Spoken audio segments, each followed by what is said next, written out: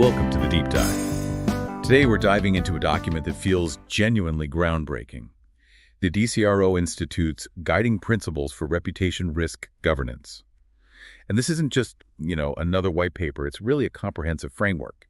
It's designed to help boards of directors oversee reputation, not just as some fleeting concern, but as a core enterprise discipline, something that really influences everything from strategy right through to long-term value. Indeed. And what's particularly compelling here, I think, is the source itself.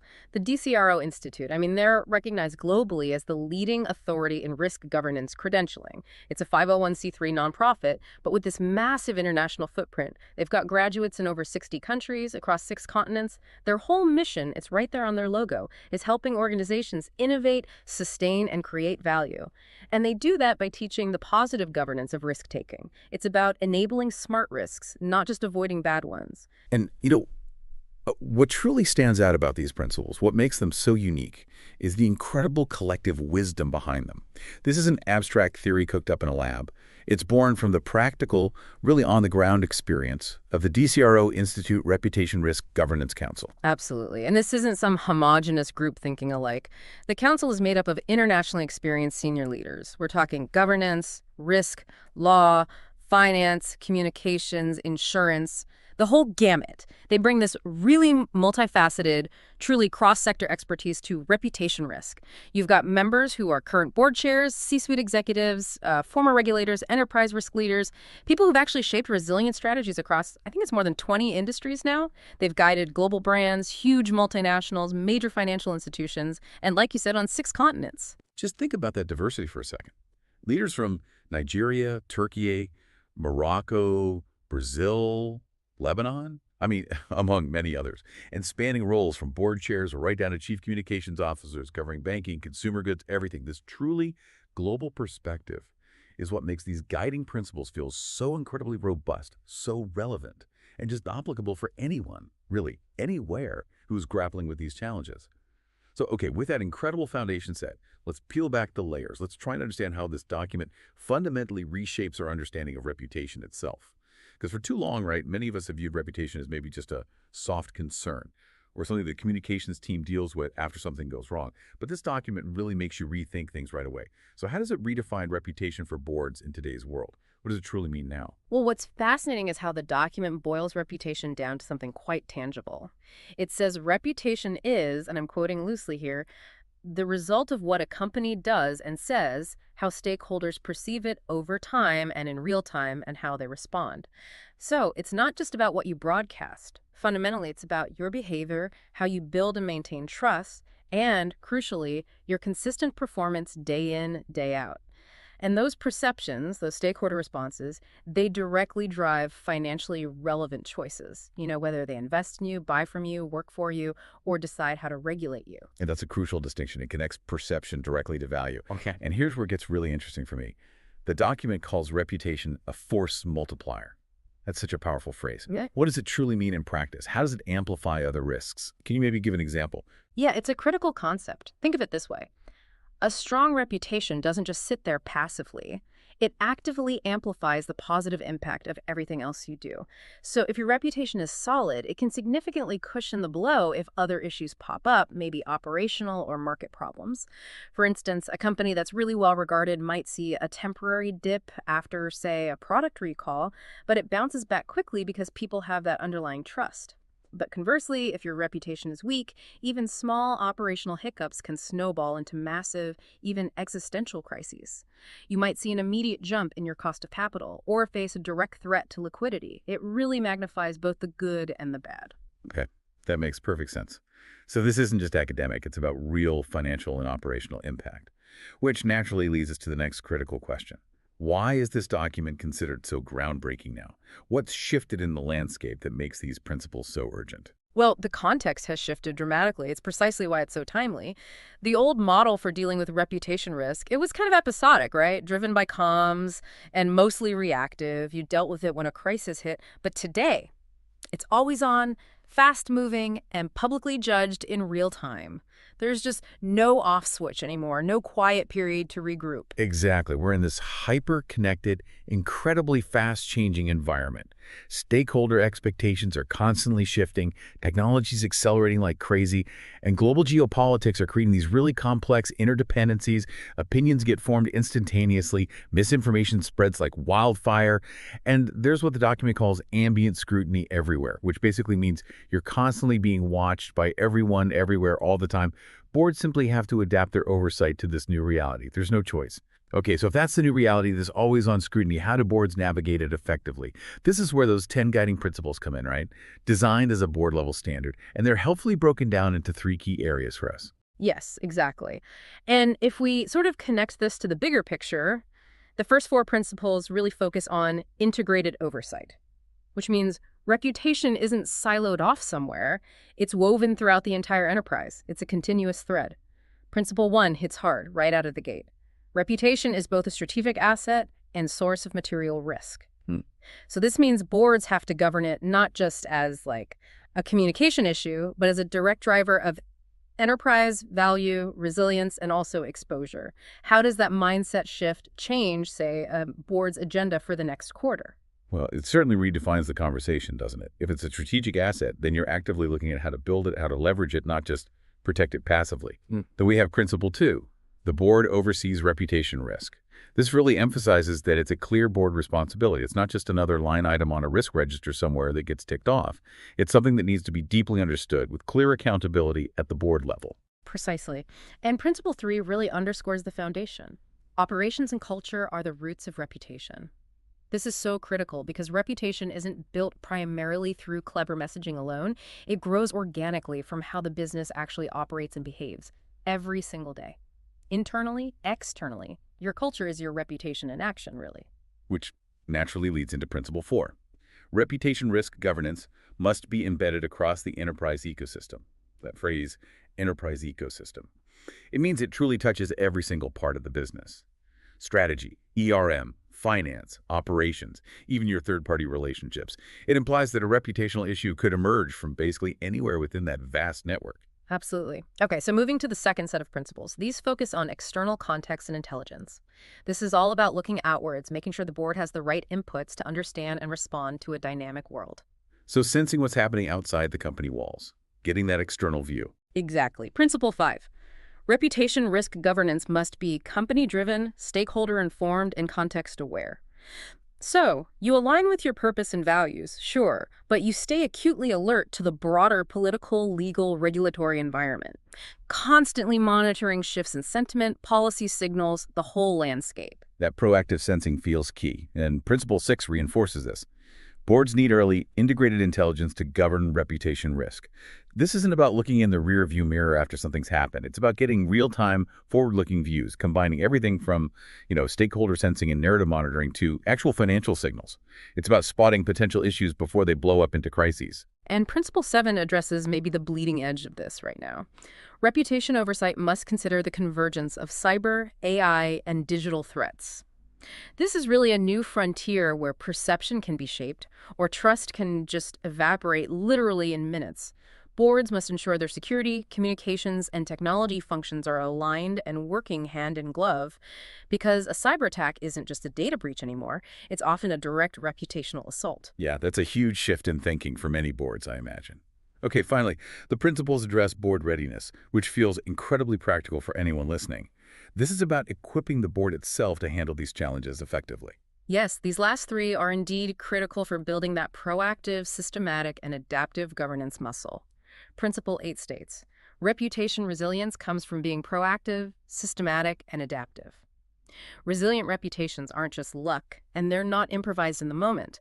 They are built through foresight, serious preparation, and disciplined execution. It's not about reacting when a crisis hits. It's about having practiced what you'll do. It's a practice muscle. And then Principle 9 delivers a pretty stark reality. Reputation risk can create organizational and director liability. This really elevates the discussion beyond just good practice, doesn't it?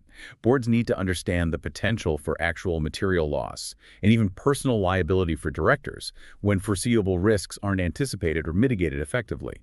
That feels like a game changer for director accountability. It absolutely is. And finally, Principle 10 emphasizes that essential human element. Overseeing reputation risk requires being prepared, agile, and emotionally aware.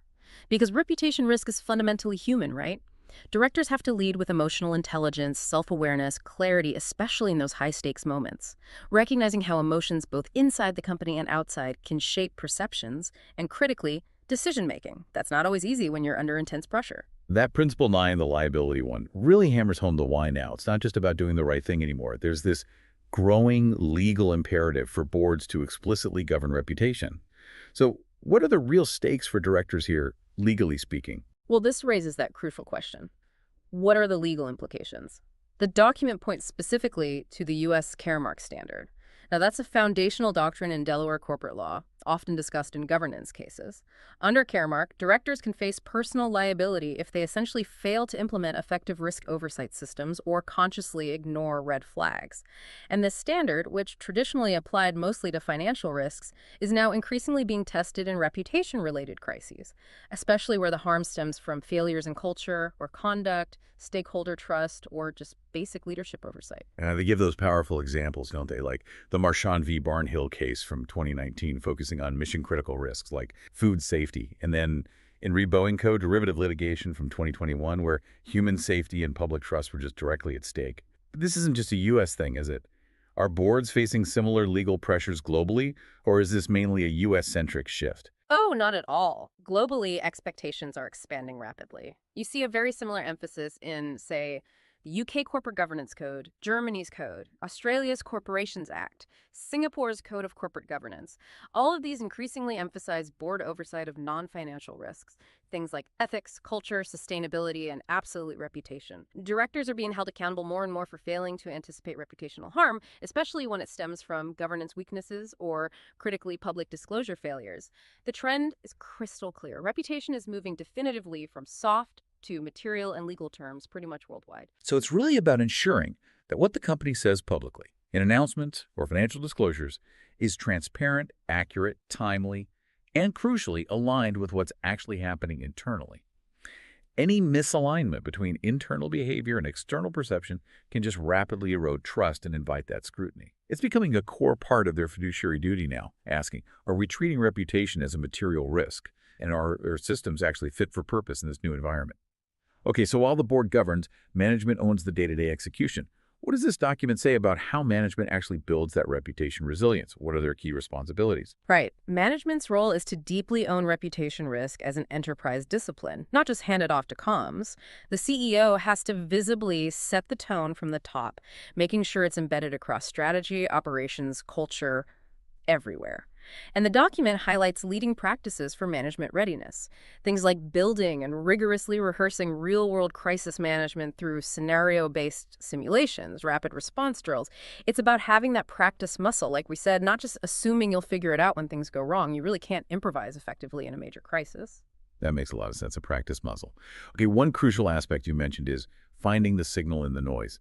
In a world just saturated with information, what does management need to do to detect those issues early before they escalate? Yeah, management is responsible for what they call multi-directional sensing, looking across all stakeholders, markets, media, everywhere. They need to connect these often disparate signals in real time, assess their relevance, and then translate those insights into timely intelligence.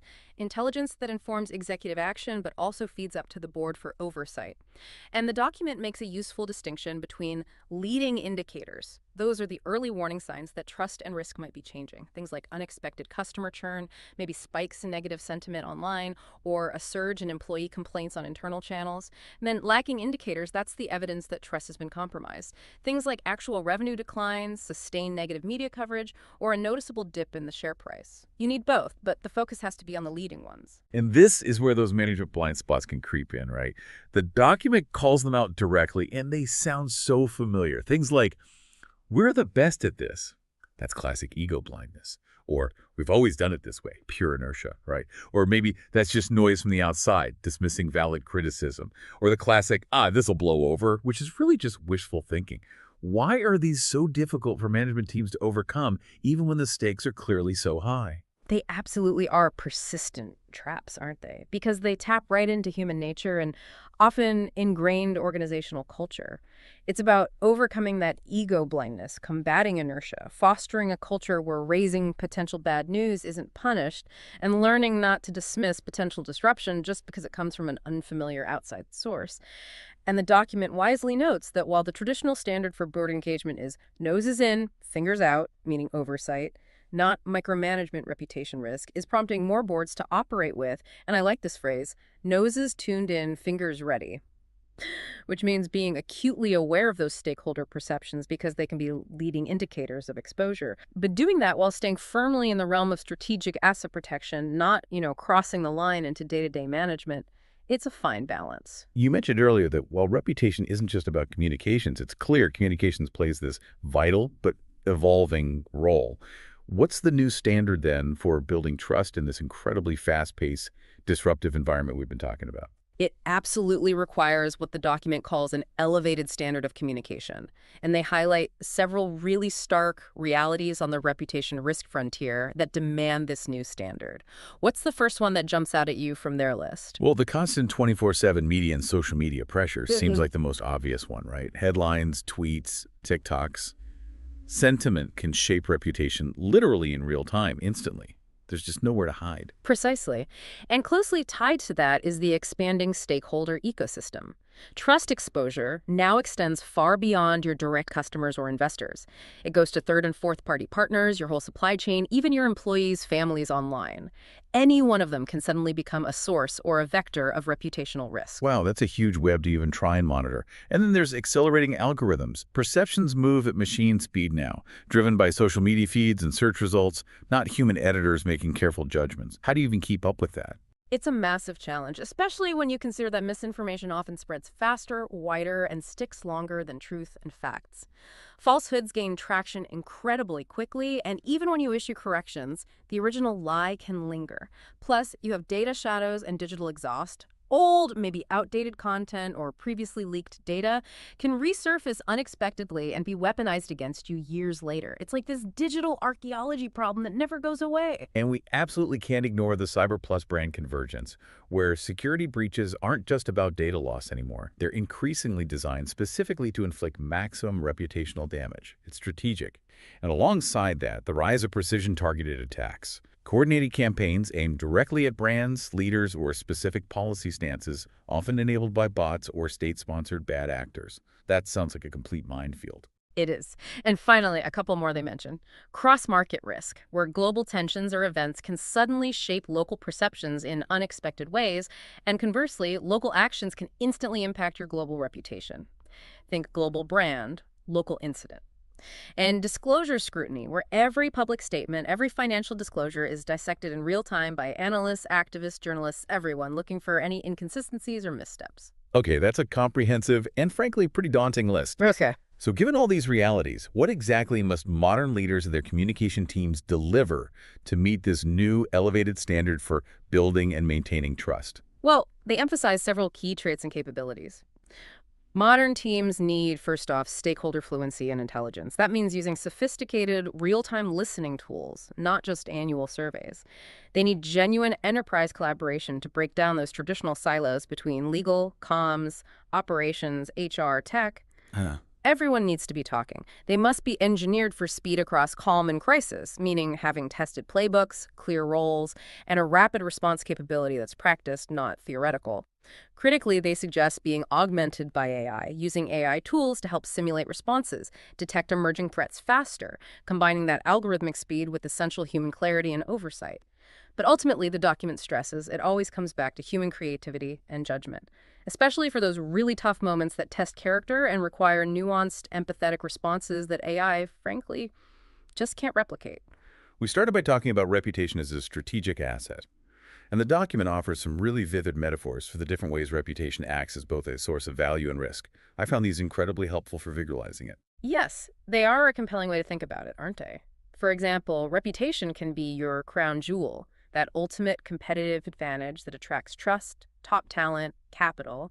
But also, precisely because it's so valuable, it invites attack if it's not carefully guarded. Or it can be your shadow asset, right? Yeah. Not explicitly listed on the balance sheet, but driving value every single day until it doesn't. Yeah. It's there, quietly contributing until something goes wrong, and suddenly its absence is glaringly obvious and painful. Yeah, or it can be your dorsal spine, reflecting that structural alignment in leadership and values, meaning a strong organizational backbone that gives you stability and coherence.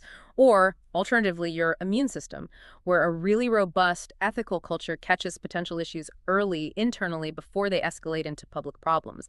Because silence or denial, they argue, can be a form of reputational compromise itself. But it also highlights the vulnerabilities really well, like an iceberg risk, where the visible threat seems small, but much bigger. Deeper issues lie beneath the surface, often rooted in culture or hidden stakeholder sentiment.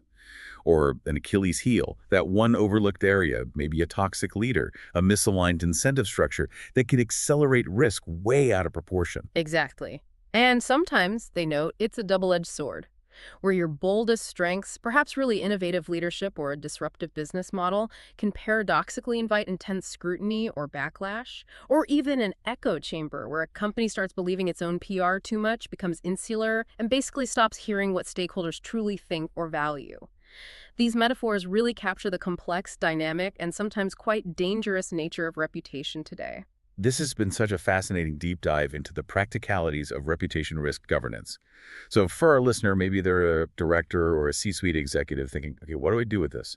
What are some immediate actionable steps they can take drawing from this groundbreaking document? Yeah, the document offers some very clear guidance to get started. First, they suggest, learn from others. Really review case studies, particularly of peer companies or those in similar industries, where reputation was severely tested. Understand the lessons learned, both the successes and, maybe more importantly, the failures. That's a great starting point for any board discussion looking at relevant examples. What else? Second, invite fresh perspective. Seriously, consider bringing in an external advisor or an expert for a timely briefing focused specifically on your organization's current reputation risk landscape. Getting that fresh, unbiased set of eyes can be incredibly valuable. Third, reflect on the guiding principles. Take these 10 principles we've discussed and honestly assess where your organization currently stands against each one. That self-assessment can quickly identify the biggest gaps and areas needing immediate progress. Okay, so learn, get outside perspective, self-assess. And beyond that initial assessment, how can they make sure their organization is truly equipped for this? Fourth, look at talent. Ask the hard questions. Does the company have the right skills, the right experience, and importantly, the right structures in place to manage reputation effectively across all functions, not just siloed in comms or legal? Fifth, interrogate the signal. Really push your risk officers and management. How are both quantitative and qualitative indicators of reputation risk being tracked and used? How integrated is this intelligence? How forward-looking is it really? You want to see genuine foresight capabilities, not just rearview mirror analysis. That sounds like a critical question for ensuring data-driven decisions in this space. And finally, Ask about trustworthy AI. Specifically, inquire how artificial intelligence is currently being used, or maybe could be used in the future, in ways that might significantly affect stakeholder trust, either positively or negatively. Where are the guardrails? Where are those opportunities? AI is such a powerful tool, but it's also a completely new frontier for reputational exposure that needs careful oversight. right, so these steps aren't really about finding certainty, are they? But more about creating the conditions for resilience and strong governance, ensuring your organization is better prepared to navigate the inevitable disruptions ahead. We've explored today how the DCRO Institute's Guiding Principles for Reputation Risk Governance truly transforms how boards must approach this critical area. It's clearly no longer just a communications issue or some crisis you react to after the fact. It's a fundamental strategic imperative that influences value, resilience, and yes, even director liability. Exactly. By understanding reputation as that powerful force multiplier, recognizing the accelerating pace of digital scrutiny and misinformation, and committing to proactive, integrated oversight that's deeply rooted in culture and actual operations. By doing that, boards can not only protect enterprise value, but actually enhance it significantly over the long term. So as you reflect on this deep dive, maybe consider this. In a world where perceptions can shift in an instant, and where trust is arguably the ultimate currency, How is your organization not just managing reputation defensively, but truly building and leveraging it as a competitive advantage? What concrete action will you take, starting now, to ensure your company's reputation is undeniably a crown jewel rather than a hidden and potentially fatal Achilles heel? That's something truly worth exploring.